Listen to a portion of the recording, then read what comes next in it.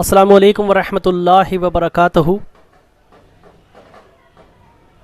سرکار اعلیٰ حضرت عظیم البرکت مجدد دین و ملت فرماتے ہیں، سونا جنگل رات اندھیری چھائی بدری کالی ہے، اور سونے والوں جاگتے رہیو چوروں کی رکھوالی ہے۔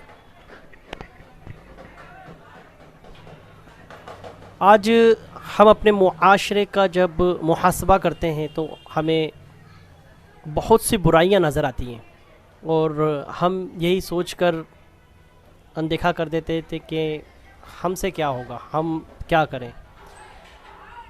سرکار دو عالم صلی اللہ تعالیٰ علیہ وسلم کی ایک حدیث مبارکہ ہے جس کا مفہوم ہے کہ اگر کوئی برائی دیکھو تو اسے زبان سے روکو، ہاتھ سے روکو، اور اگر اتنی طاقت نہیں رکھتے تو زبان سے روکو، اور اتنی بھی طاقت نہیں رکھتے تو دل میں اسے برا جانو، اور یہ ایمان کا سب سے کمزور حصہ ہے۔ یعنی دل میں جو برائی کو برا جان کر خاموش ہو جانا، یہ برائی کا ہے، یہ اپنے ایمان کا سب سے کمزور حصہ ہے۔ میں بھی یہاں پر ایک برائی کو ختم کرنے کی کوشش لے کر حاضر ہوا ہوں۔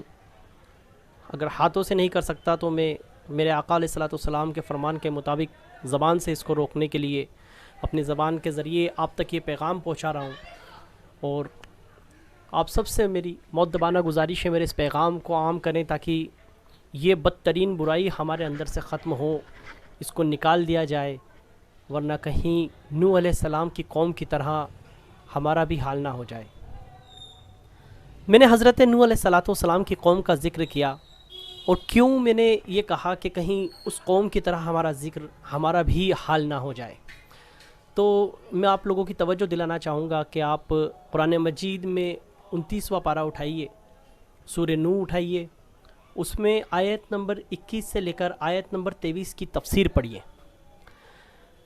سرکار اعلیٰ حضرت عظیم البرکت مجدد دین و ملت نے جو قرآن مجید کنز الایمان کا ترجمہ کیا، اور قرآن مجید کا ترجمہ کیا جس کا نام کنز الایمان ہے، اسی کی تفسیر میں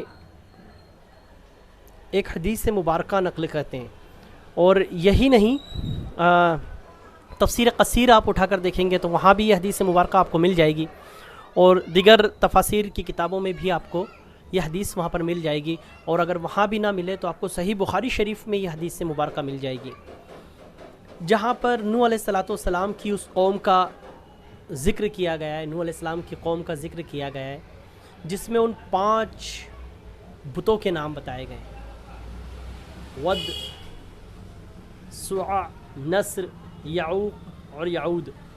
یہ وہ 5 بت تھے، خاص بت تھے جن کو نوح علیہ السلام کی امت جو ہے پوجا کرتی تھی، ان کی عبادت کیا کرتی تھی۔ اس تفسیر میں آپ جب جائیں گے، آپ اس کی تفسیر پڑھیں گے، یا صحیح بخاری شریف اٹھائیے، صحیح بخاری شریف کی 3 جلد اٹھائیے، اس میں وہاں پر ایک حدیث حضرت عبداللہ ابن عباس رضی اللہ تعالیٰ عنہ سے مروی ہے، جس میں آپ نے یہ بیان کیا کہ نوح علیہ السلام کی قوم میں 5 بت تھے، اور ان 5 بتوں کا جو بت ہیں، وہ 5 بت کشتی نوح کے ساتھ تدفین ہو گئے تھے، دفن ہو گئے تھے، لیکن شیطان نے پھر ان کو ظاہر کیا اور عرب تک ان کو پہنچا دیا۔ پھر عرب کے لوگوں نے ان 5 بتوں کو اپنے یہاں پر خدا کا مقام دے دیا، اور اب وہ ان کی عبادت کرنے لگے۔ وہ 5 بت کون کون سے تھے؟ میں نے ابھی آپ کو نام بتایا: ود، سواع، نصر، یعوق اور یعود۔ یہ وہ 5 بت تھے۔ اصلی میں یہ کون لوگ تھے؟ جب آپ تفسیر کی کتابوں کو اٹھائیں گے یا اس حدیث مبارکہ کی تفسیر پڑھیں گے تو آپ کو پتہ لگے گا کہ یہ وہ 5 لوگ نوح علیہ السلام کی نیک امت میں سے نیک لوگ تھے۔ جب ان کا انتقال ہو گیا تو لوگوں سے ان کی محبت کو نے ان کو زندہ رکھا۔ لوگوں نے کہا ان کے لیے کیا کرنا چاہیے، تو شیطان نے ان کے دلوں میں یہ بات ڈالی کہ کیوں نہ ہم ان کی مورتی بنا دیں، مجسمے بنا کے رکھ لیں۔ انہوں نے یہی کیا، ان کے مجسمے بنا کے رکھ لیے، لیکن ان کی پوجا نہیں کی۔ لیکن آنے والی جو نسل تھی، جب ایک نسل ختم ہو گئی دوسری نسل آئی تو وہ ان کی پوجا شروع کی، تو یہاں سے مورتی پوجا کی شروعات ہوئی۔ نوح علیہ السلام کی اس قوم میں یہاں سے مورتی پوجا کی شروعات ہوئی تھی، اور یہ منتقل ہوتے ہوئے عرب تک داخل ہو گئی۔ اب یہ 5 نیک لوگوں کا میں نے ذکر کیوں کیا، اور یہاں پر میرا بتانے کا مقصد کیا ہے؟ کل میں ہمارے محلے آزاد نگر میں تھوڑا سا تفریح کر رہا تھا تو میں نے 2-3 جگہ پر تازیوں کی کچھ شکلیں دیکھی جہاں پر کچھ مورتی ٹائپ کی بنی ہوئی رکھی تھی. یہ دیکھیے آپ کو آگے نظر آئے گا. جب ان مورتیوں کو میں نے دیکھا تو مجھے یہ حدیث مبارکہ یاد آئی اور مجھے لگا کہ لوگوں کو اس چیز سے آگاہ کر کے اسے روکنا بہت ضروری ہے. دیکھیے اس بات پہ غور کریے کہ نوح علیہ الصلوۃ والسلام کی قوم نے ڈائریکٹ ان کی پوجا شروع نہیں کی تھی. سب سے پہلے ان کی تعظیماً مورتیاں بنانا شروع کی اور تعظیماً ان کی تصویریں لگائیں، مورتیاں بنائیں اور ان کے آنے والی نسلوں نے اس کو پوجا. یہ شروع سے نہیں تھا نوح علیہ الصلوۃ والسلام کی قوم میں، بعد میں آیا اور ویسے ہی پھر دھیرے دھیرے عرب تک پہنچ گیا. یہ وہ نیک لوگ تھے جو لوگوں کو ایمان کی دعوت دیا کرتے تھے. آپ عیسائیوں کے کبھی چرچ کی طرف رخ کریں گے تو وہاں دیکھیں گے آپ کو اینجلس دکھیں گے، یعنی کہ جنہیں ہم فرشتے کہتے ہیں، ان کی مورتیاں دکھیں گی.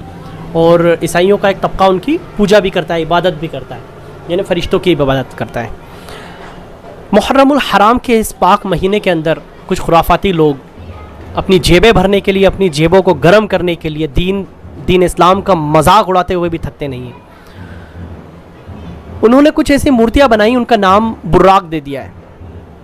اللہ جانے اس کا کربلا اور محرم سے کیا تعلق ہے، میں نہیں جانتا. اس کے متعلق میں نے کہیں نہیں پڑھا، مطلب اہل سنت والجماعت کی کتابوں میں تو نہیں پڑھا، شیعوں کی کتابوں میں تو وہ ایک دوسرا مسئلہ ہے، لیکن ہمارے مذہب میں، ہمارے مسلک کی کتاب میں براق کا کہیں ذکر میں نے کربلا کے موقع پر نہیں پڑھا ہے.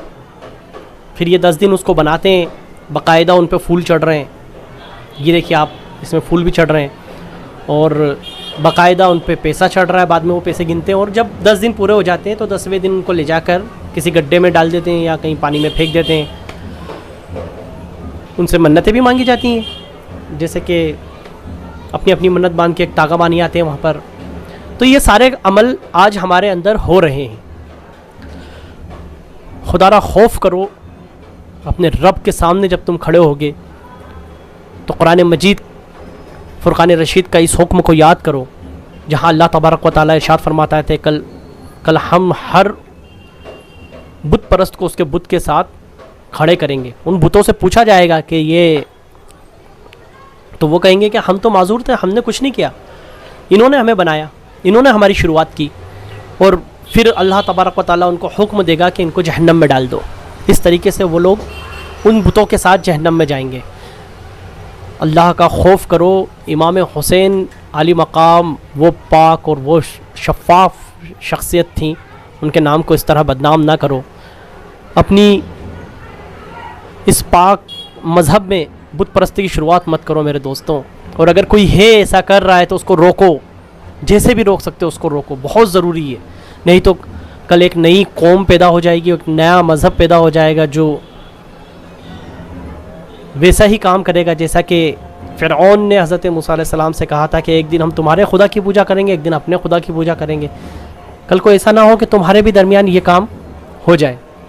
میرے دوستوں بہت ضروری ہے اس چیز کو روکنا. بس یہی التجا لے کر آپ کے سامنے آیا تھا. اور خاص طور پہ ایک خاص بات میں آپ کے سامنے ذہن نشین کرانا چاہوں گا کہ کسی پاک ہستی کی محبت اور اس کی تعظیم جو ہے شریعت کے دائرے میں ہو تب تک تو وہ کوئی نقصان نہیں پہنچاتی، بلکہ آپ کو فائدہ ہی پہنچاتی. لیکن جب یہ شریعت کے دائرے سے باہر ہو جاتی ہے تو یقیناً یہ ایک نئی قوم کی شروعات کر دیتی ہے اور وہ نئی قوم ایک نیا مذہب، ایک نیا دین بن کر سامنے آتا ہے اور پھر وہ اسلام کے خلاف کھڑا ہو جاتا ہے، اللہ اور اس کے رسول کے خلاف کھڑا ہو جاتا ہے. تو آپ لوگ اس میں سے نہ بنیں، اس کو روکنے کی کوشش کریں. اور ایک اور خاص بات، امام حسین علی مقام کی محبت میں جو لوگ خرافاتیں کرتے ہیں ان سے باز رہو. انشاءاللہ العظیم آنے والی جو اگلی ویڈیو رہے گی وہ اسی سے متعلق رہے گی، اس پر بھی کچھ تبصرہ کیا جائے گا. خیر میرے دوستوں، یہ آپ کے سامنے میں نے کچھ چند باتیں رکھی ہیں اور اپنی قوم کے حالات رکھ دیے ہیں. خدا را اس سے بچو اور کوشش کرو اس کو روکنے کی. السلام علیکم ورحمۃ اللہ وبرکاتہ.